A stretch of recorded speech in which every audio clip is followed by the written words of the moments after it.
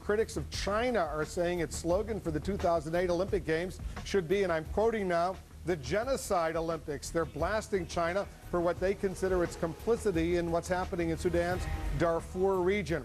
Our Brian Todd is standing by. Brian, there are two very unlikely partners teaming up right now. That's right, Wolf. A Republican congressman and actress Mia Farrow, of all people, teaming up now to pressure China and even threaten a boycott of the 2008 Olympics. China in the crosshairs again in Congress, with one lawmaker accusing the country of trying to hide its human rights record. The Chinese are in essence doing what the Nazis did in the Olympics in the 30s, cleaning the streets and changing things. The issue, the alleged genocide in Darfur, Sudan. China has used its power at the UN to block stronger UN action on Darfur. Actress and activist Mia Farrow says if China continues to obstruct on the Darfur issue, the Olympics should be boycotted. With China's Olympics and their slogan, one world, one dream, there is one nightmare that even China cannot sweep under the rug. Also, a new report by Amnesty International asserts that arms supplied to Sudan by China have been used by Sudan for violations of the UN's mandatory arms embargo. Sudan's chief diplomat in the U.S. tells CNN his government is not buying arms from any country and denies the government is involved in Darfur's violence.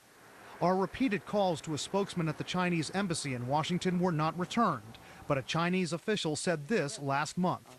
It is a totally misguided approach for people to link the Darfur issue with the Games. The Sudanese official says his country does get help building refineries from China and sells oil to Beijing.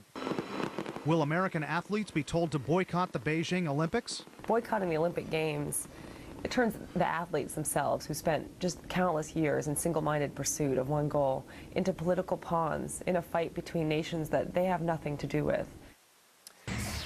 But ultimately, one of the final decision makers here will be the U.S. Olympic Committee, and the committee tells CNN it has not given any consideration to boycotting the Beijing Games, nor will they. It says the Games are not about politics. Wolf? What about the Bush administration? What do they say?